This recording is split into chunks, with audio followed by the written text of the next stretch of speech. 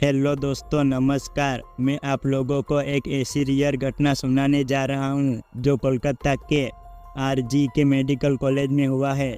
तो चलिए कहानी शुरू करते हैं। भारत के कोलकाता शहर में 9 अगस्त 2024 की सुबह एक ऐसी खबर सामने आई है जो पूरे देश को हिलाकर रख देती है। यह खबर थी एक 31 साल की महिला डॉक्टर की जो कोलकाता के आरजी के मेडिकल कॉलेज एंड हॉस्पिटल में अपनी ट्रेनिंग कर रही थी। हॉस्पिटल जैसे सुरक्षित माने जाने वाले जगह पर इस महिला डॉक्टर का मर्डर और रेप होना काफ़ी चौंकाने वाला था। इस घटना का खुलासा तब हुआ जब डॉक्टर के डेड बॉडी का पोस्टमार्टम किया गया। उस रिपोर्ट ने लोगों की रूह तक को हिला दिया था, क्योंकि यह मामला सिर्फ एक मर्डर का नहीं था बल्कि उससे कहीं ज़्यादा खौफनाक केस था। पोस्टमार्टम रिपोर्ट में खुलासा हुआ कि उस डॉक्टर की हत्या गला घोंटकर की गई थी, इतनी ताकत से कि उनका थायराइड कार्टिलेज तक टूट गया था।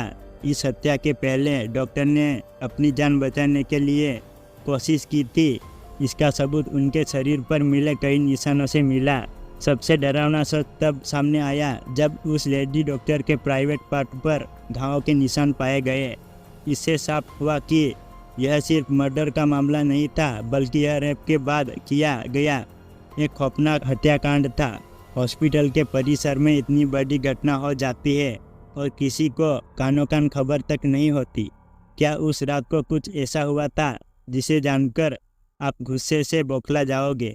क्या वहाँ कोई और था जिसने इस क्रूर घटना को अंजाम दिया, और अगर था तो आखिर कौन था? इन्हीं सवालों के जवाब खोजते हुए हम आज की इस वीडियो में आपको बताने वाले हैं कि आखिर क्या हुआ था उस रात इस आरजी के मेडिकल कॉलेज के शांत माने जाने वाले हॉस्पिटल में।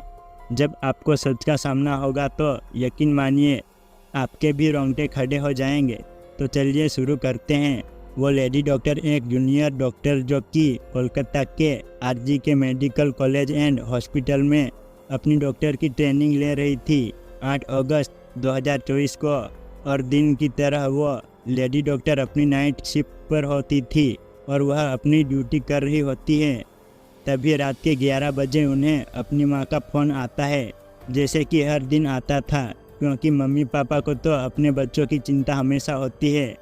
लेडी डॉक्टर की माँ उनसे पूछती है कि क्या तुमने खाना खा लिया और तबीयत वगैरह तो ठीक है तुम्हारी, जिसका जवाब वो डॉक्टर अपनी माँ को खुशी खुशी बोलती है कि उनकी तबीयत एकदम ठीक है और वह बस अभी कुछ पेशेंट को देखने जा रही है, जिसके बाद वह अपने दोस्तों के साथ बैठकर खाना खाएंगे।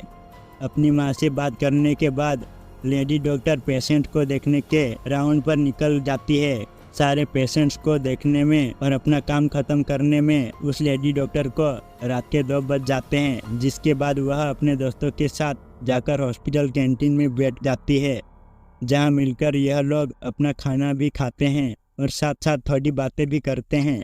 खाना खाते खाते और बात करते हुए रात के 3 बज जाते हैं और उस वक्त वो लेडी डॉक्टर थोड़ी थकान सी फील कर रही होती है, तो वह अपनी थकान दूर करने के लिए उस हॉस्पिटल के 4थे फ्लोर में बने सेमिनार हॉल में जाकर रेस्ट करने लगती है। लेडी डॉक्टर के रेस्ट करते करते सुबह के 7:30 बज जाते हैं, पर वह तब भी उस सेमिनार हॉल से बाहर नहीं आती, जो कि काफ़ी ज़्यादा परेशान करने वाली बात, क्योंकि डॉक्टर कभी भी आधे घंटे से ज़्यादा का ब्रेक नहीं लेती थी।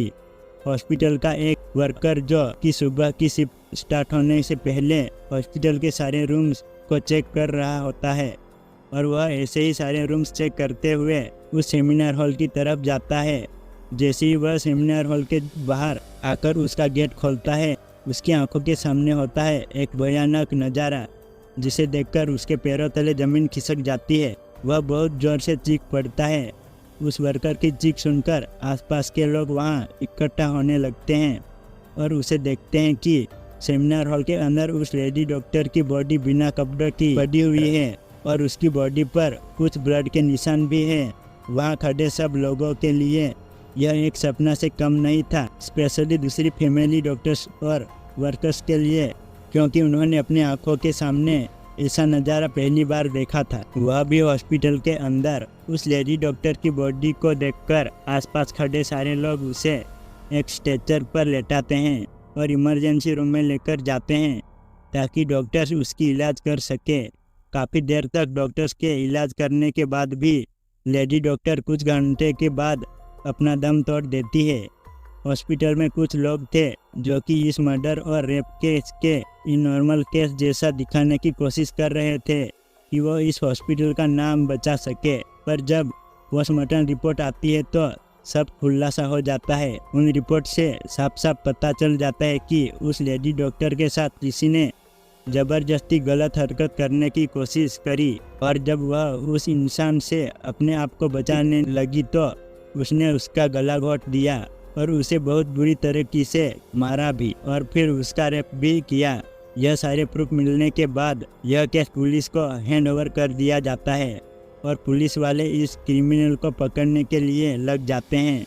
सबसे पहले पुलिस उस क्राइम सीन पर ही छानबीन करती है जहां पर यह सब हुआ था।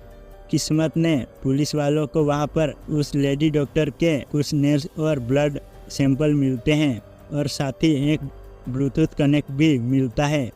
यह केस शायद और भी जल्दी सॉल्व हो जाता अगर उस फ्लोर पर सीसीटीवी कैमरा होता तो, पर बदकिस्मती से उस सेमिनार रूम के अंदर या उसके आसपास कोई सीसीटीवी कैमरा नहीं थे। लेकिन जिस रास्ते से उस फ्लोर पर एंटर करा जाता था वहाँ पर कुछ सीसीटीवी कैमरे थे। पुलिस वाले उन सीसीटीवी कैमरे में सुबह के 3 बजे से 8 बजे के बीच की रिकॉर्डिंग चेक कर रहे थे कि इतने टाइम के बीच कितने लोग उसे फ्लोर पर आए और गए थे। उन सीसीटीवी फुटेजेस को चेक करने के बाद यह पता चलता है कि टोटल 6 लोग इस फ्लोर पर आए और गए थे। यह पता लगने के बाद पुलिस वाले एक एक करके उन सब लोगों को पूछताछ के लिए बुलाते हैं कि वो लोग वहाँ पर उस टाइम क्या कर रहे थे और उन लोगों को इस बीच यहाँ कुछ भी अजीब दिखा कि नहीं। उन लोगों से पूछताछ के दौरान पुलिस वाले उनके फ़ोन का ब्लूटूथ भी ऑन करके चेक कर रहे थे कि जो ब्लूटूथ हेडसेट उन्हें मिला था वह उनमें से किसी का था, क्योंकि आपको पता होगा ही कि एक बार अगर किसी ब्लूटूथ डिवाइस से अपना फ़ोन पेयर करते हैं तो अगली बार वह उससे इजीली कनेक्ट हो जाता है। और फाइनली पुलिस वालों को यही ठीक काम भी आ जाती है, क्योंकि यह ब्लूटूथ कनेक्टर उन सब लोगों में से एक आदमी के फ़ोन से कनेक्ट हो जाता है जिसका नाम था संजय रॉय, जो कि एक सिविल वॉलंटियर के साथ अंडर काम कर रहा था और उनकी हेल्प करता था छोटे मोटे कामों को मैनेज करने में। और अपने बहुत सारे फेस्टिवल्स, अनऑथोराइज्ड पार्किंग या भीड़ भाड़ वाले एरिया में देखा होगा कि कुछ ब्लू कलर की यूनिफॉर्म पहनकर ऑफिसर्स खड़े होते हैं जिनका काम होता है कि विदाउट एनी रीजन कहीं पर भी ज़्यादा क्राउड इकट्ठा ना हो। तो अब पुलिस वालों को अपना पहला कातिल मिल चुका था, जिसके बाद वह संजय रॉय से और गुस्से से पेश आने लगते हैं। पर संजय पुलिस वालों की किसी बात का भी जवाब दे नहीं रहा होता, क्योंकि वह काफ़ी ज़्यादा नशे की हालत में था। उस बीच पुलिस वाले संजय का फ़ोन भी चेक करते हैं जिसमें उन्हें भर भर के पोर्नोग्राफी कंटेंट मिलता है, जिससे उनका शक यकीन में बदल चुका था कि संजय रॉय ही उस लेडी डॉक्टर के मर्डर का मेन कंप्लीट है। उसके बाद पुलिस वाले संजय रॉय को और ज़्यादा डराने लगते हैं और फाइनली वह डर कर अपना गुनाह कबूल भी कर लेता है कि उसने ही उस लेडी डॉक्टर को मारा है और उसका रेप किया है। यह पता लगते ही कुछ पुलिस वाले और प्रूफ कलेक्टर करने संजय रॉय के घर जाते हैं, जहां पर उन्हें एक जूता मिलता है जिसके ऊपर कुछ खून जैसे ही धब्बे थे। पुलिस वाले उसका सैंपल कलेक्ट कर लेते हैं। थोड़ी और तलाशी लेने पर पुलिस वालों को संजय के घर के बाहर कुछ कपड़े सूखते हुए दिखते हैं और यह वही कपड़े थे जो कि उस दिन संजय रॉय ने पहने थे, क्योंकि यह सब सीसीटीवी कैमरा में कैप्चर हो गया था, जिससे जाहिर था कि संजय यह प्रूफ मिटाने की भी कोशिश कर रहा था। लेकिन जब संजय को पूछताछ के लिए पुलिस स्टेशन में लाया गया था, उस वक्त वह काफ़ी ज़्यादा नशे की हालत में था। तो क्या वह यह सब बस इसलिए कर रहा था ताकि उसे कम सज़ा मिले? लेकिन वह उस वक्त नशे में था। बाद में जब पुलिस वाले उस जूते पर लगे ब्लड सैंपल को चेक करवाते हैं तो वह भी उस लेडी डॉक्टर के ब्लड से मैच हो जाता है। उन सारी रिपोर्ट्स और डिटेल्स को एक साथ मिलाकर पुलिस वालों को पता चलता है कि उस रात संजय रॉय काफ़ी ज़्यादा नशे की हालत में था और वह रात के 11 बजे हॉस्पिटल में एंटर करता है। संजय अक्सर उस हॉस्पिटल में नाइट शिफ्ट किया करता था, तो उसे वहाँ की काफ़ी अच्छी नॉलेज भी थी कि कहाँ पर कैमरा है और कहाँ पर नहीं। तो वह आराम से उस हॉस्पिटल के चौथे फ्लोर पर जाकर बैठ जाता है, क्योंकि वह नहीं चाहता था कि कोई उसे ज़्यादा नशे की हालत में देखे, वरना वह अपनी जॉब से हाथ धो सकता था। चौथे फ्लोर पर जाते ही वह अपने आराम से सो जाता है। जब उसके आँख खुलती है तब तक सुबह के 3 बज चुके थे। तभी संजय की नज़र उस लेडी डॉक्टर पर पड़ी जो कि रेस्ट करने सेमिनार हॉल में जा रही थी। उस लेडी डॉक्टर को अकेला देखकर संजय के इरादे बिगड़ने लगते हैं। वह पहले काफ़ी देर तक उस फ्लोर के चक्कर लगाने लगता है, यह कंफर्म करने के लिए कि कोई यहाँ पर ज़्यादा आ तो नहीं रहा। जब उसे लगता है कि हाँ उसका रास्ता साफ है, तो वह 4 बजे सेमिनार हॉल के अंदर एंटर करता है और फिर वहाँ से 4:45 पर बाहर आता है।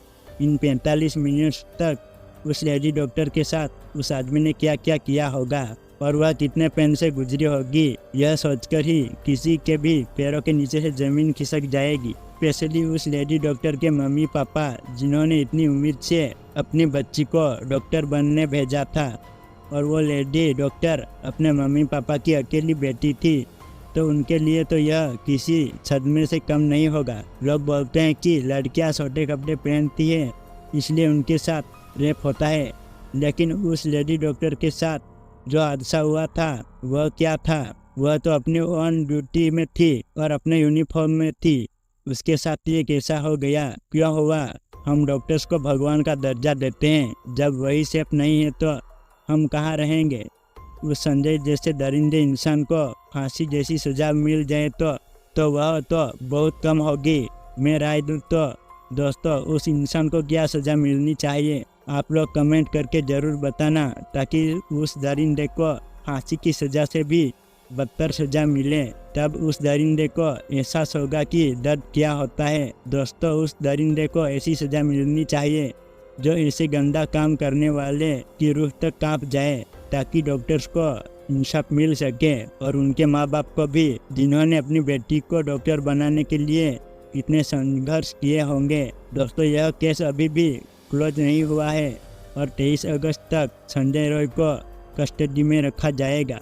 तो दोस्तों, यह थी कोलकाता आरजी के मेडिकल एंड हॉस्पिटल की दुख भरी कहानी। उम्मीद है आप सभी को ये कहानी पसंद आई हो। अगर पसंद आई तो वीडियो को लाइक और ऐसी वीडियो देखने के लिए हमारे चैनल को सब्सक्राइब जरूर करें। धन्यवाद।